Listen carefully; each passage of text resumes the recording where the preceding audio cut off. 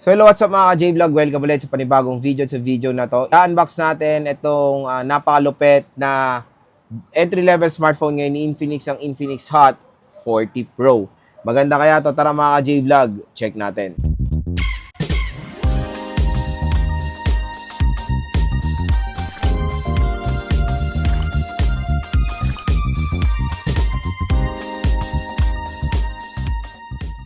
So yun mga ka-J-Vlog, ayan, kompleto na yung ating Infinix series, Hot 40 series ngayon.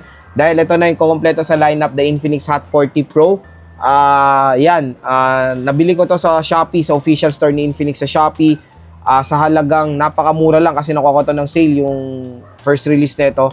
5.4 ata or 5.5, ganun ko lang nakuha to. Pero ang SRP nito mga ka-J-Vlog is 7,499 pesos. Or almost 7,500 pesos na merong 8 GB of RAM and 256 GB of internal storage. So napakalaki, 8GB 256 sa ganitong presyo na 7.5 lang na smartphone. For me ay napakaganda na at sulit na. Tapos itong Infinix Hot 40 Pro ay kumbaga Free Fire edition to. So nakapag-unbox na tayo ng Infinix Hot 40 rin na Free Fire. Yung team noon, yung si Marin Jellycase, lahat yon Free Fire Edition po yan. At mamaya, makikita po natin yan, of course.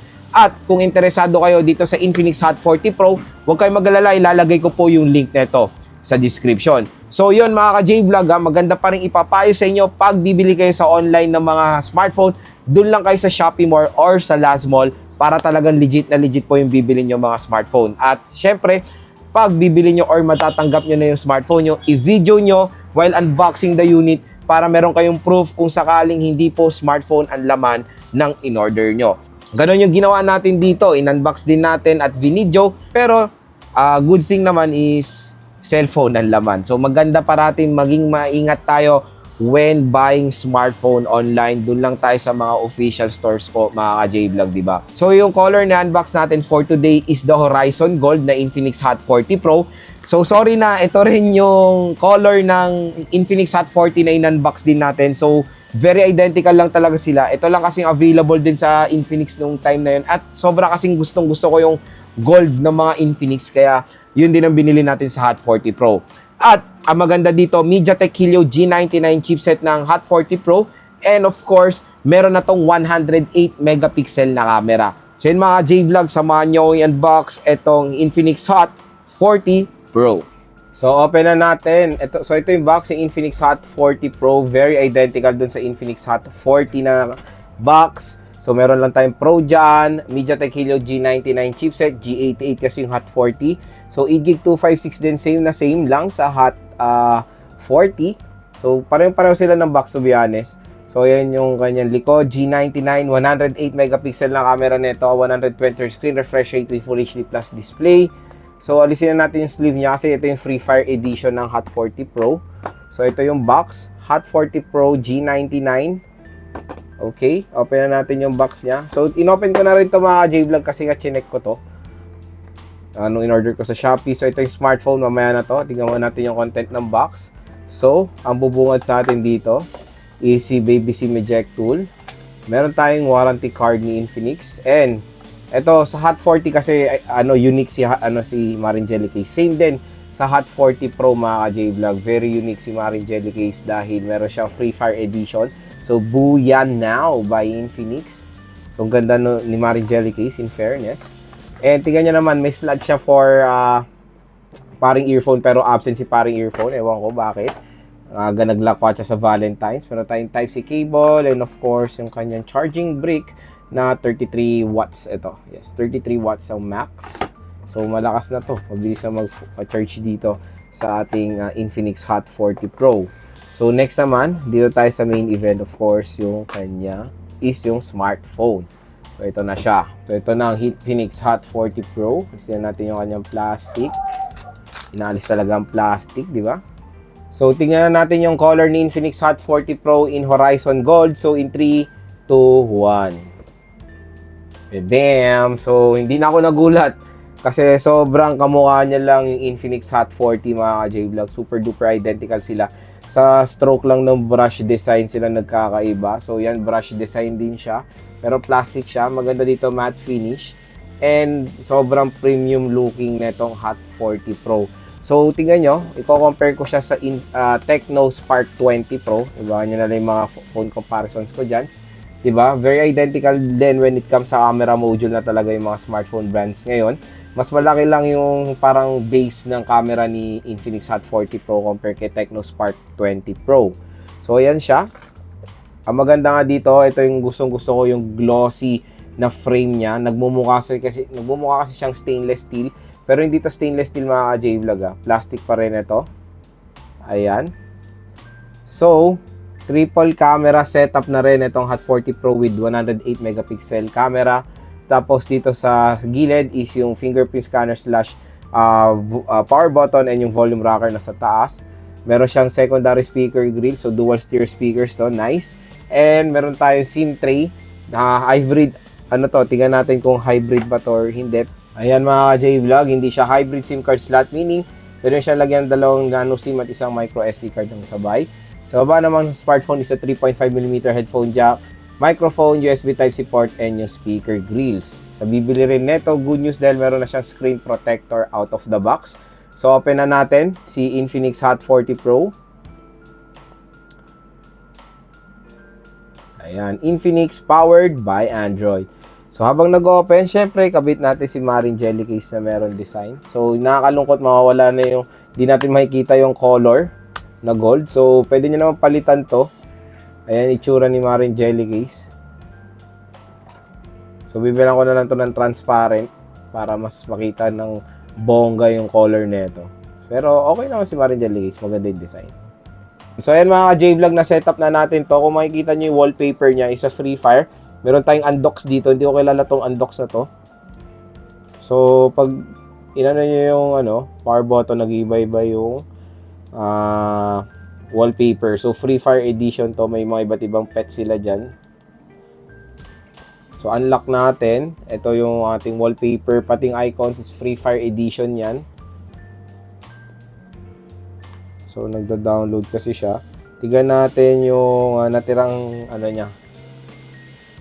natirang storage niya out of the box. Storage 256 na to. Yun ang maganda rin dito kasi 21 GB, not bad. Maliit yung occupied storage. 18.44 GB na yung system. So, ang laki pa na available storage na marami kayo malalagay sa 256 GB na internal storage ng Infinix Hot 40 Pro. Siyempre, ang isang maganda rin dito is of course yung kanyang display is hanggang 120 Hz screen refresh rate for smoother animation. Ayan, di ba? All goods na rin itong Infinix Hot 40 Pro. Napakaganda ng display din nito. Si Infinix Hot 40 ay meron triple rear camera. Yung main camera niya is merong 108 megapixels f1.8 aperture at yung front camera niya is meron 32 megapixels. So capable sila both ng 2K video recording.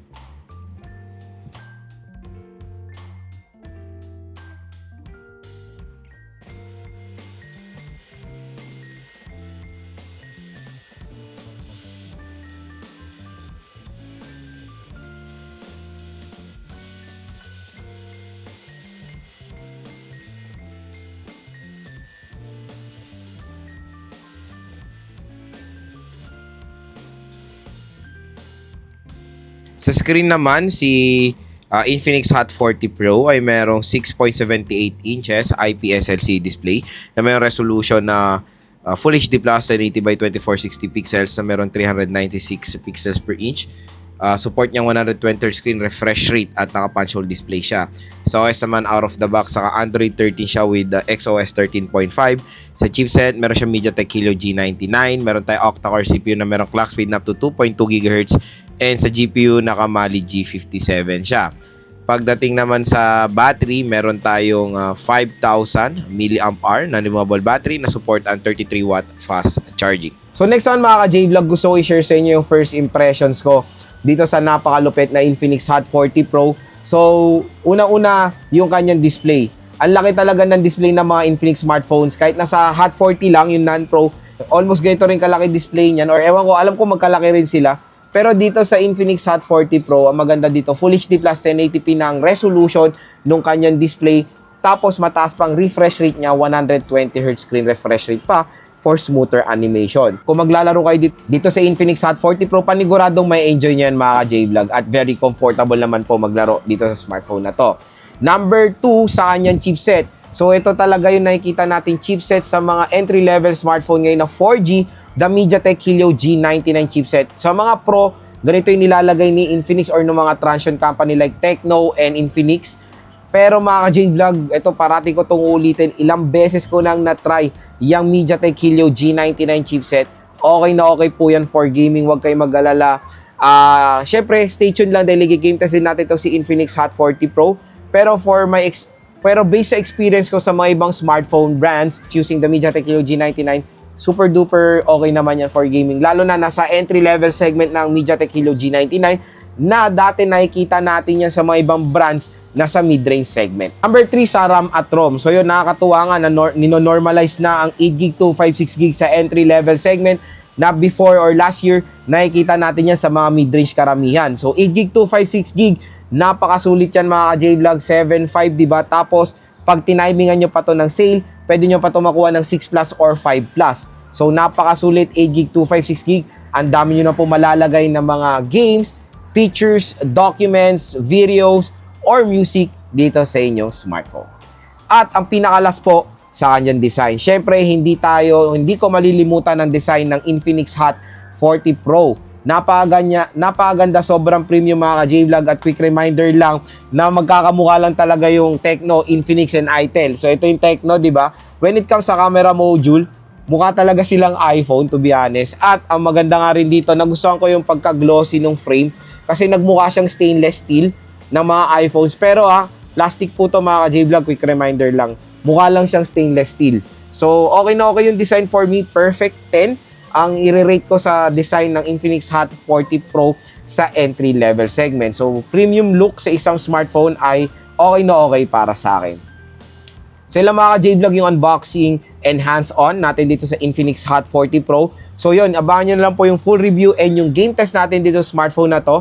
At kung interesado kayo dito sa Infinix Hot 40 Pro, huwag kayong mag-alala, ilalagay ko po yung link na ito sa description.